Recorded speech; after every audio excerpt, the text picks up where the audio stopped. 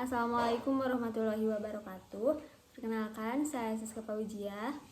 Di sini saya tidak sendiri, saya ditemani oleh satu teman saya yaitu Ruli Agustiawan.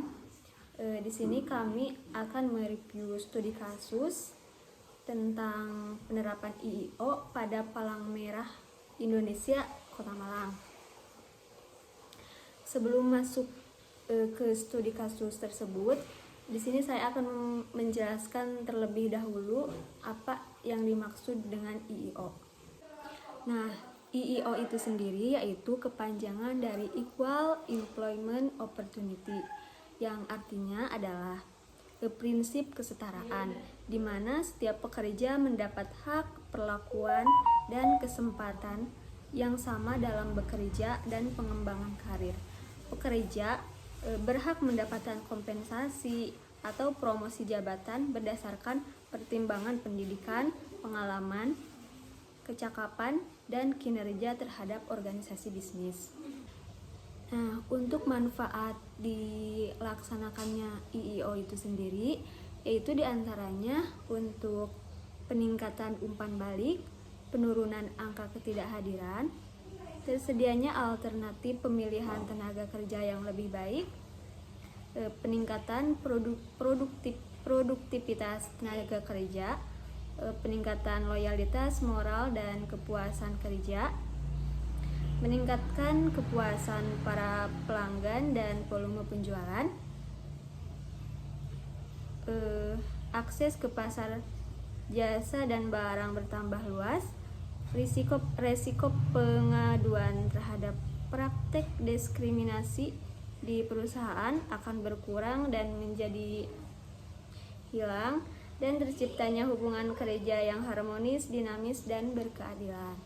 Untuk selanjutnya yaitu pembahasan tentang studi kasus penerapan IIO pada Palang Merah Indonesia Kota Malang akan dijelaskan oleh teman saya yaitu Ruli Agustiawan.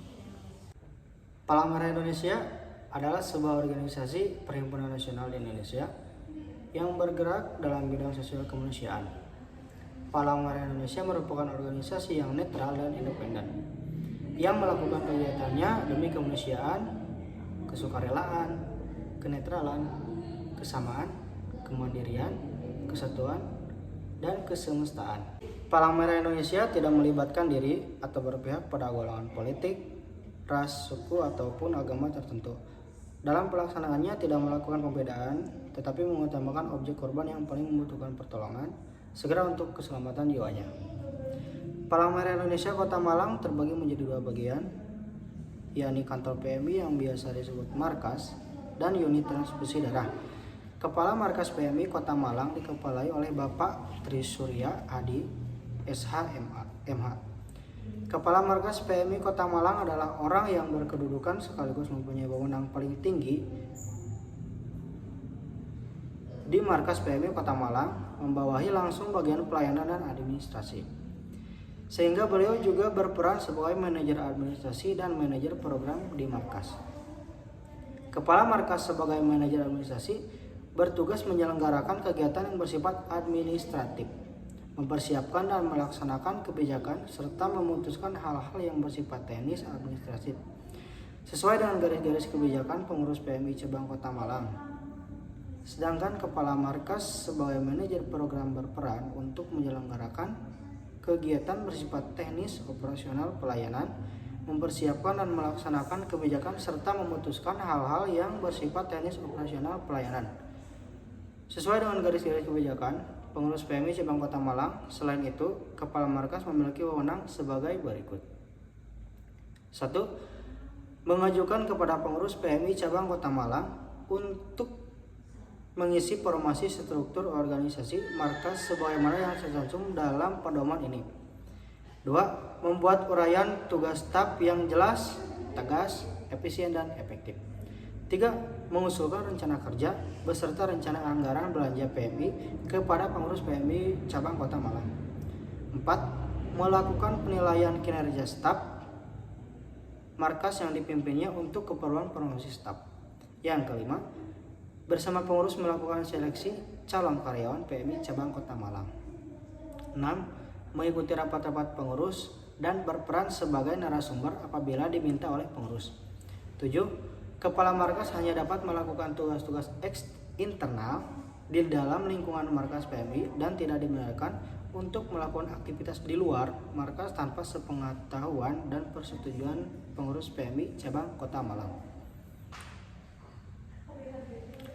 Berdasarkan hasil wawancara dengan informan kunci sebagai kepala markas PMI cabang Kota Malang menjelaskan bahwa bisa dibilang saya mengawal sekaligus mengarahkan dan membuat keputusan secara langsung maupun melalui rapat anggota terhadap kegiatan-kegiatan dan permasalahan yang ada di PMI cabang Kota Malang. Wawancara itu dilaksanakan tanggal 13 Juni 2017. Pernyataan kepala markas menjelaskan bahwasanya peran kepala markas pada markas PMI cabang Kota Malang adalah membuat keputusan dalam segala kegiatan yang ada pada markas PMI cabang Kota Malang, baik itu keputusan untuk pelaksanaan secara langsung maupun melalui rapat anggota. Kepala markas membuat keputusan tidak hanya untuk pelaksanaan saja, melainkan termasuk membuat keputusan dalam permasalahan yang terjadi di markas PMI cabang Kota Malang. Berdasarkan hasil wawancara dengan informan 1, selaku subseksi sumber daya manusia markas PMI Kota Malang menjelaskan bahwa tugasnya memberi keputusan dalam pelaksanaan maupun permasalahan di dalam PMI Kota Malang. Kalau ada masalah, akan diadakan rapat bersama, lalu diselesaikan bersama, dan kepala markas juga selaku pengurus PMI yang membuat keputusan.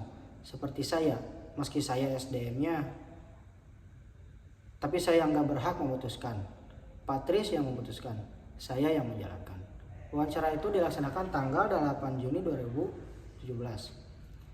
Kepala markas PMI cabang Kota Malang bertugas mempersiapkan, melaksanakan, dan memutuskan hal-hal administratif dalam operasional pelayanan sesuai dengan garis-garis kebijakan pengurus PMI cabang Kota Malang.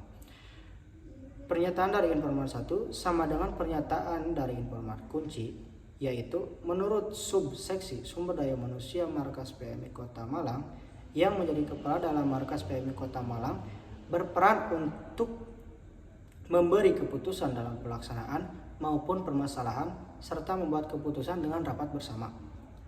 Berdasarkan hasil wawancara dengan informan 2, selaku kepala seksi administrasi markas PMI Kota Malang menjelaskan bahwa kepala markas di sini juga menjadi pengurus PMI. Tugasnya membuat keputusan langsung maupun dalam rapat pleno. Wawancara itu dilaksanakan tanggal 13 Juni 2017. Kepala Subseksi Administrasi Markas PMI Kota Malang sebagai informan 2 menjelaskan bahwa kepala markas bertugas memberi keputusan dalam pelaksanaan maupun permasalahan secara langsung maupun melalui rapat pleno atau biasa dibilang rapat anggota. Berdasarkan hasil wawancara dengan informan 3, informan 3 juga menjelaskan kepala markas seperti penjelasan oleh subseksi sumber daya manusia PMI Kota Malang sebagai informan 1 dan kepala subseksi administrasi PMI Kota Malang sebagai informan 2, yakni berperan dalam memberi keputusan semua yang ada dalam markas PMI cabang Kota Malang dan membuat kepengurusan dalam rapat bersama. Berdasarkan hasil wawancara dengan informan 4, selaku subseksi Yan Kesos menjelaskan bahwa kepala markas berperan memimpin dan memutuskan dalam rapat pleno. Penjelasan tersebut sama dengan penjelasan subseksi sumber daya manusia, kepala seksi administrasi, dan sukarelawan di markas PMI Kota Malang mengenai kepala markas yang berperan memberi keputusan dalam rapat. Jadi kesimpulannya, kepala markas sangat berperan dalam penerapan Equal Employment Opportunity pada markas PMI cabang Kota Malang dengan perannya sebagai berikut. 1. Membuat keputusan. Selain menjadi kepala di markas PMI cabang Kota Malang, kepala markas juga membuat keputusan dalam rapat, di mana rapat tersebut untuk membahas pelaksanaan, permasalahan, maupun evaluasi bulanan dalam PMI Kota Malang. Sebagian dari informan juga menjelaskan bahwa kepala markas tidak hanya berperan sebagai kepala di markas PMI Kota Malang, tetapi juga merangkap menjadi sekretaris dan pengurus PMI Kota Malang. 2. Sebagai manajer administrasi.